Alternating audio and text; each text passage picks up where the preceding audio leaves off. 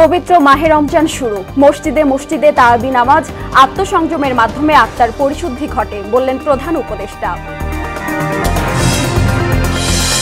টঙ্গীতে যৌথ বাহিনীর অভিযানে আটক 60, মাদকসহ দেশীয় অস্ত্র জব্দ।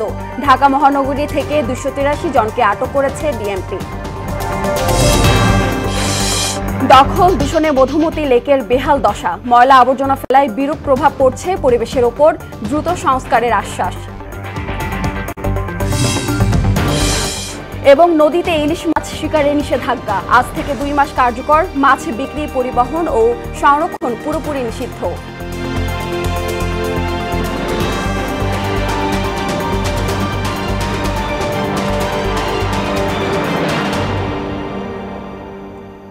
আসসালামু আলাইকুম, সবাইকে মোহনা সংবাদে স্বাগত। শুনছিলেন শিরোনাম, সঙ্গে আছি সুরাইয়া শুভ্রা।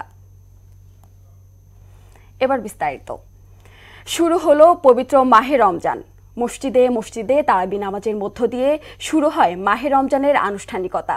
আজ থেকে রোজা পালন করেছেন ধর্মপ্রাণ মুসলমানরা। এদিকে পবিত্র রমজান উপলক্ষে দেশবাসী সহ বিশ্ব মুসলিম উম্মার প্রতি আন্তরিক মোবারকবাদ জানিয়েছেন প্রধান উপদেষ্টা ডক্টর মোহাম্মদ ইউনূস। প্রধান উপদেষ্টা পবিত্র রমজান উপলক্ষে দেওয়া এক বাণীতে এ কথা জানান। বাণীতে প্রধান উপদেষ্টা বলেন, সিয়াম সাধনা ও সংযমের মাস মাহে রমজান আজ আমাদের মাঝে সমাগত। পবিত্র এ মাসে আত্মসংযমের মাধ্যমে আত্মার পরিশুদ্ধি ঘটে। সর্বশক্তিমান মহান আল্লাহর সন্তুষ্টি, নৈকট্য লাভ ও ক্ষমা লাভের অপূর্ব সুযোগ হয়।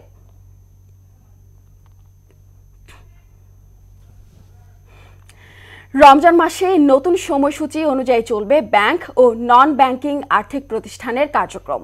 এ সময় ক্লিয়ারিং হাউসে লেনদেনে আন্তঃব্যাংকের চেক নিষ্পত্তির নতুন সময়সূচি ঘোষণা করেছে কেন্দ্রীয় ব্যাংক। আজ থেকে নতুন সময়সূচি অনুযায়ী চলবে। সম্প্রতি বাংলাদেশ ব্যাংকের আলাদা নির্দেশনায় এই সময়সূচি ঘোষণা করা হয়েছে। নতুন সময়সূচি অনুযায়ী পবিত্র রমজান মাসে সকাল 9:30 থেকে বিকেল 4টা পর্যন্ত খোলা থাকবে। এর মধ্যে দুপুর 1:15 থেকে 1:30 পর্যন্ত জোহরের নামাজের বিরতি থাকবে। তবে এই বিরতির সময় অভ্যন্তরীণ সময় সমন্বয়ের মাধ্যমে ব্যাংকের লেনদেন অব্যাহত রাখা যাবে। গাজীপুরের টঙ্গীতে যৌথ বাহিনীর অভিযানে ছিনতাইকারী, মাদক ব্যবসায়ী সহ বিভিন্ন অপরাধে জড়িত অর্ধশতাধিক অপরাধীকে আটক করা হয়েছে। এ সময় বিভিন্ন ধরনের মাদক সহ দেশীয় অস্ত্র জব্দ করা হয়। এদিকে জননিরাপত্তা বিধান ও আইনশৃঙ্খলা পরিস্থিতি স্থিতিশীল রাখতে ঢাকা মহানগর এলাকায় পুলিশি কার্যক্রম জোরদার করা হয়েছে। গত 24 ঘন্টায় মহানগরীর বিভিন্ন স্থানে সাঁড়াশি অভিযান পরিচালনা করে বিভিন্ন অপরাধে জড়িত মোট 283 জনকে গ্রেপ্তার করা হয়। গ্রেপ্তারকৃতদের মধ্যে রয়েছে 8 জন ডাকাত, 26 জন পেশাদার সক্রিয় ছিনতাইকারী, 6 জন চাঁদাবাজ, 20 জন চোর, 16 জন চিহ্নিত মাদক কারবারি, 31 জন পরোয়ানাভুক্ত আসামি সহ অন্যান্য অপরাধে জড়িত অপরাধী। অপারেশন ডেভিল হান্ট নিয়ে জানাতে চট্টগ্রাম থেকে সরাসরি যুক্ত হচ্ছেন সহকর্মী সুমন কুমার দে। যৌথ বাহিনীর অভিযানে এ পর্যন্ত কতজন গ্রেপ্তার হয়েছেন? আইনশৃঙ্খলা রক্ষায় শহরে প্রভাব পড়েছে কিনা?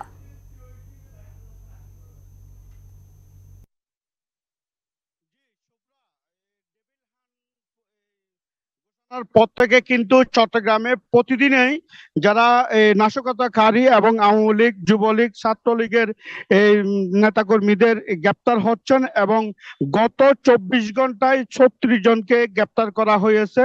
এবং আমরা দেখেছি এই অভিযান চলাকালীন সময় চট্টগ্রামের যে টাইগার বাস এলাকায় দুঃখিত বারেক বিল্ডিং এলাকায় পুলিশের উপরে হামলার ঘটনা ঘটেছে। এই ঘটনায় 2 জন পুলিশ আহত হয়েছে। এই ঘটনায় 2 জনকে গ্রেপ্তার করা হয়েছে।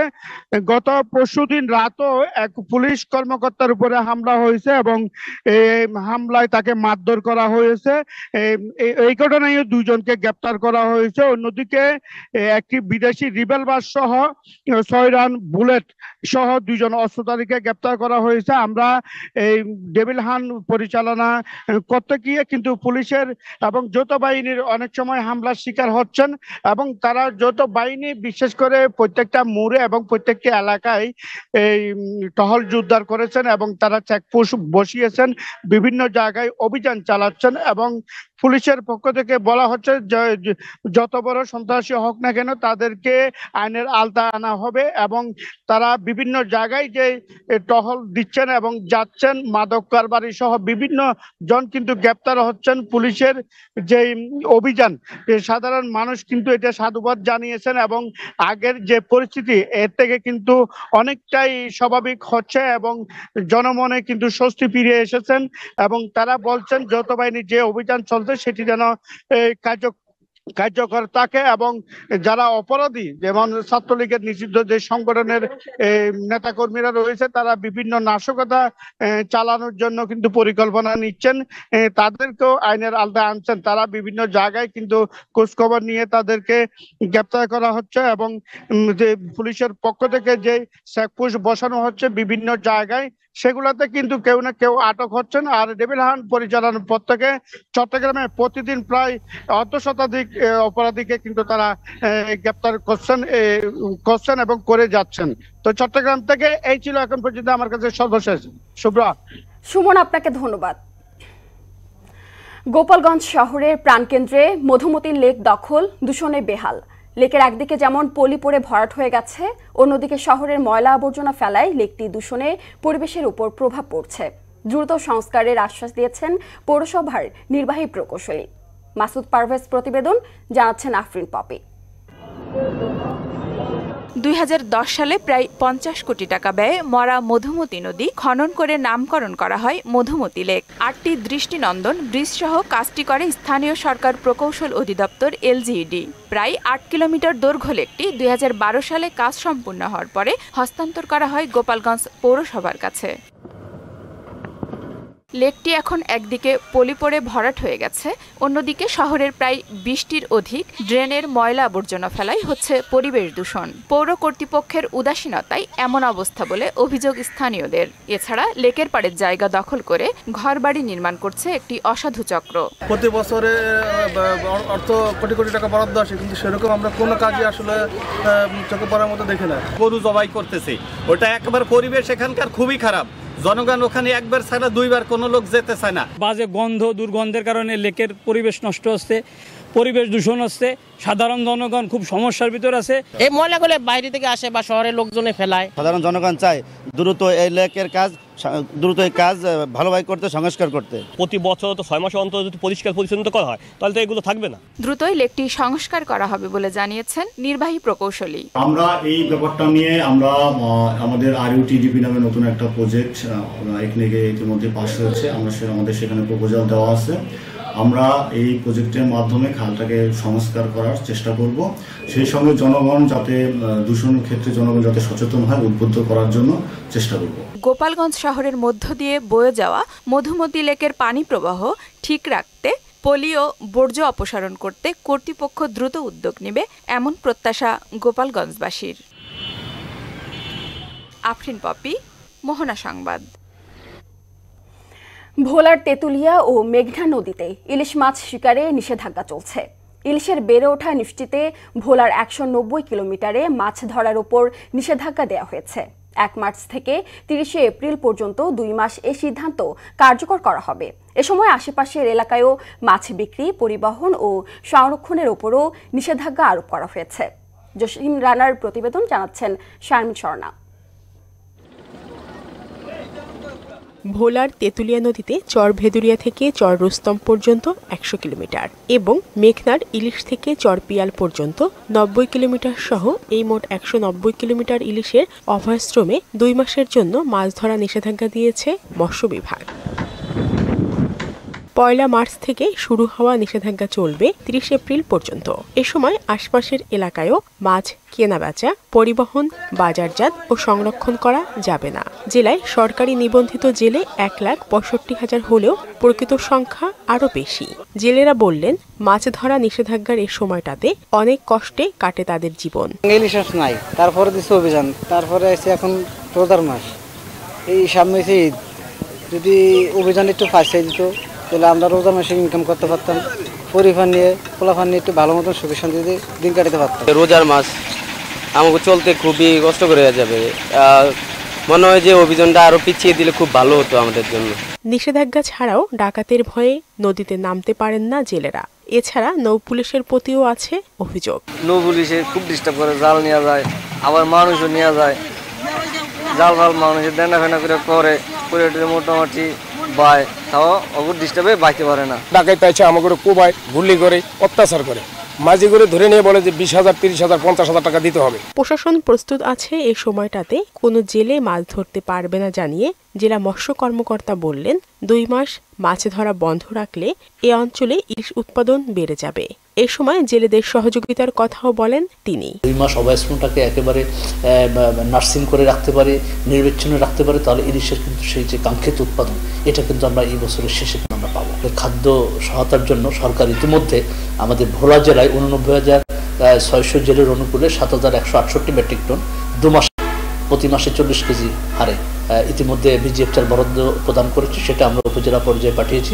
জেলায় 124টি মাছঘাটে কমপক্ষে 40,000 ইঞ্জিন চালিত নৌকা বা ট্রলার রয়েছে, যারা সরাসরি মেঘনা ও তেঁতুলিয়া নদীতে মাছ ধরে। শারমিন স্বর্ণা, মোহনা সংবাদ। রাজবাড়ীতে এবছর বেড়েছে রসুনের আবাদ। অন্য বছরের তুলনায় ফলনও হয়েছে ভালো, তবে খরচের তুলনায় দাম কম পাওয়ায় হতাশ চাষিরা। অভিযোগ করলেন রসুন চাষে মাঠ পর্যায়ে পরামর্শ দিতে আসে না কোনো কর্মকর্তা। তবে কৃষি বিভাগ বলছে রসুন চাষে কৃষকদের পরামর্শ ও প্রণোদনা প্রদান করা হয়েছে। মোহাম্মদ ইউসুফ মিয়ার প্রতিবেদন, জানাচ্ছেন তাহসিন তারিন।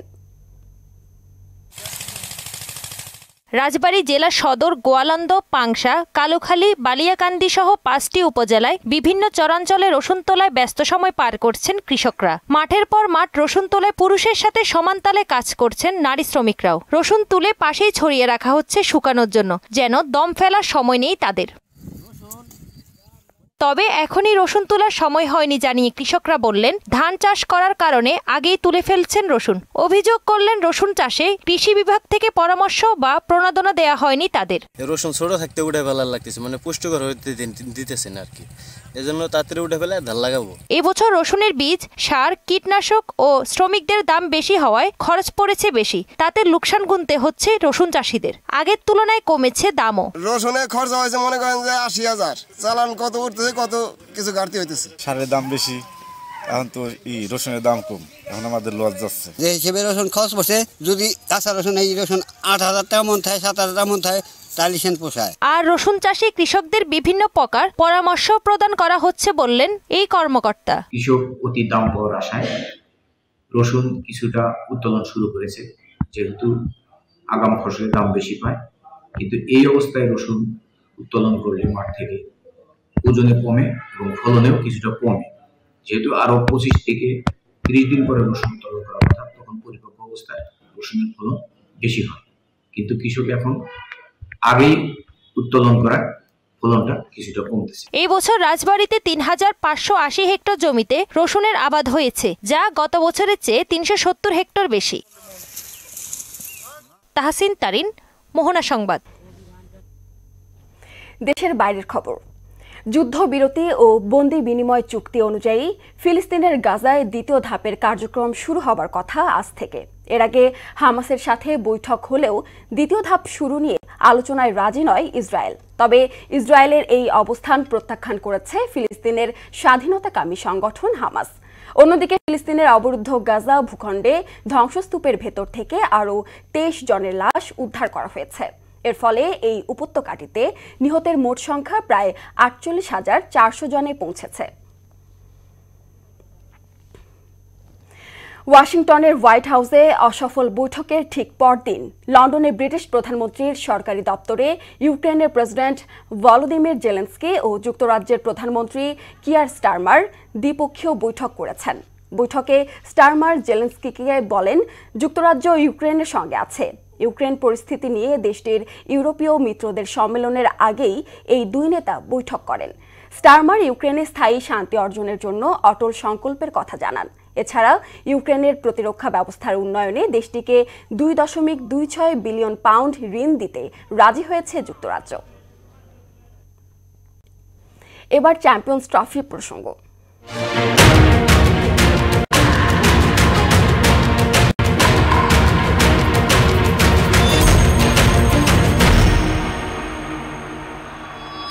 চ্যাম্পিয়ন্স ট্রফির গ্রুপ পর্বে নিয়মরক্ষার ম্যাচে আজ মুখোমুখি হবে ভারত ও নিউজিল্যান্ড।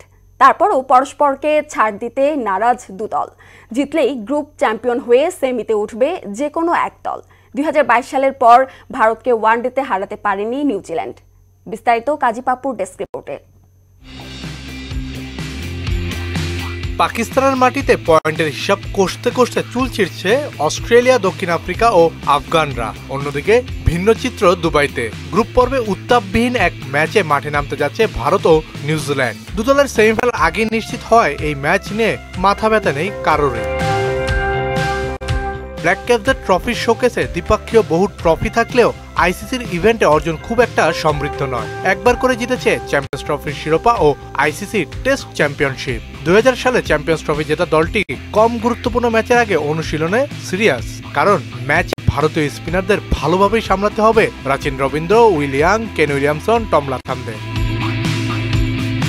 রশিদ খান, কুলদীপ যাদবকে টপকে 5 উইকেট নিয়ে আসরের সর্বোচ্চ উইকেট শিকারী স্পিনার মিচেল ব্রাসওয়েল। ইকোনমিও সবার চেয়ে ভালো। দুবাইয়ের স্লো উইকেটে তার কাছ থেকে এমন পারফরমেন্সই আশা করবে টিম ম্যানেজমেন্ট। চ্যাম্পিয়ন্স ট্রফির প্রথম 2 ম্যাচ পাকিস্তানে খেললেও এবার তাদের লড়তে হবে দুবাইয়ে ভারতের বিপক্ষে, যেখানে ভারত খেলেছে তাদের এবারের আসরের সব ম্যাচ।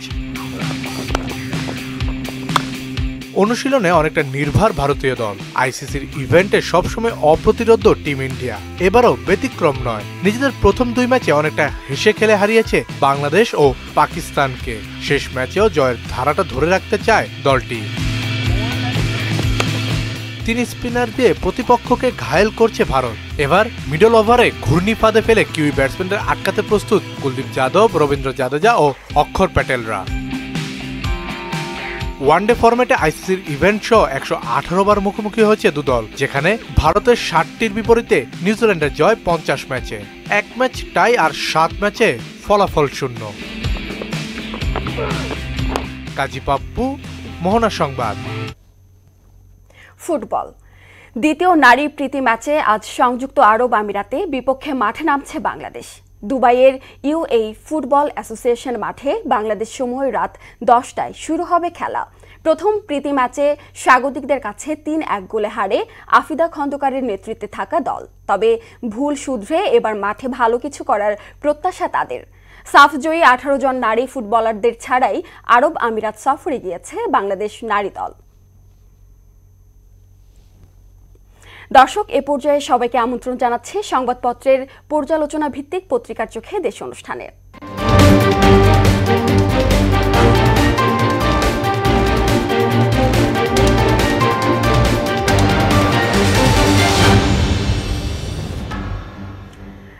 দর্শক, শুরুতেই আজকে জেনে নেব আজকের পত্রিকার প্রধান প্রধান শিরোনামগুলো।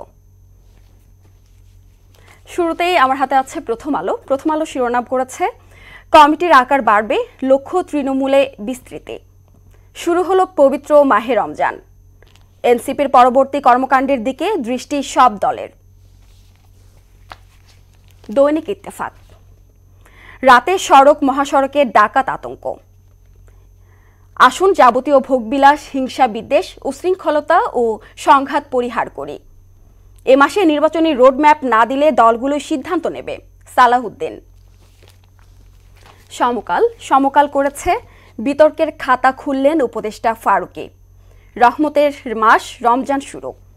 এনসিপির লক্ষ্য দেশ জুড়ে জনভিত্তি ও ভোট। বাংলাদেশ প্রতিদিন, গণপরিষদ নাকি সংসদ, ভোটের দাবিতেই সরব থাকবে দলগুলো। শান্তি বজায় রাখা সবার কর্তব্য, তারেক রহমান। এবারে যুগান্তর, ইফতার পণ্যে অসাধুর চোখ, বাড়তি দামেই রমজান শুরু। জনগণের প্রত্যাশা পূরণই চ্যালেঞ্জ, জাতীয় নাগরিক পার্টি এনসিপি। ঘুষ ওপেন সিক্রেট, দিনে 3 ধাপে 30,000 টাকা অবৈধ আয়। বণিক বার্তা করেছে অপরাধ ও দুর্ঘটনার অনুষঙ্গ হয়ে উঠছে মোটরসাইকেল।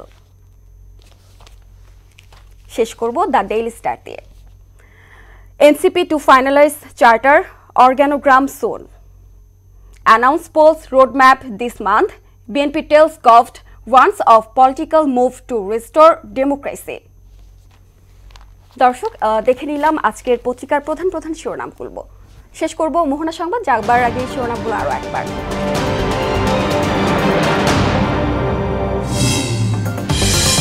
পবিত্র মাহে রমজান শুরু, মসজিদে মসজিদে তারাবি নামাজ, আত্মসংযমের মাধ্যমে আত্মার পরিশুদ্ধি ঘটে বললেন প্রধান উপদেষ্টা। টঙ্গীতে যৌথ বাহিনীর অভিযানে আটক 60, মাদকসহ দেশীয় অস্ত্র জব্দ। ঢাকা মহানগরী থেকে 283 জনকে আটক করেছে ডিএমপি।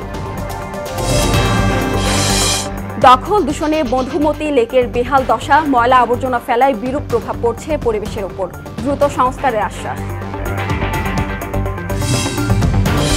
এবং নদীতে ইলিশ মাছ শিকারের নিষেধাজ্ঞা আজ থেকে 2 মাস কার্যকর, মাছ বিক্রি, পরিবহন ও সংরক্ষণ পুরোপুরি নিষিদ্ধ।